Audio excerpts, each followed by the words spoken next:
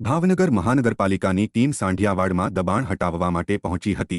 સાંઢિયાવાડ પાસે થયેલા દબાણોને હટાવવામાં આવ્યા હતા, જ્યારે અન્યના નામે કોર્ટના સ્ટે વાળી મૂકવામાં આવેલી કેબિન પણ મહાનગરપાલિકાની ટીમને ઉઠાવી લીધી હતી। ભાવનગર મહાનગરપાલિકાની ટીમ દ્વારા સાંઢિયાવાડમાં અન્યના નામે એક સ્ટે વાળી કેબિન હોય, જેને પગલે કમિશનરની સૂચનાને આધારે તેને પણ ઉઠાવીને જપ્ત કરવામાં આવી હતી। જો કે દબાણ હટાવની ટીમે લોખંડની મોટી જાળી, કબાટ સહિત અન્ય અસ્થાયી દબાણોને હટાવવાની કાર્યવાહી હાથ ધરી હતી।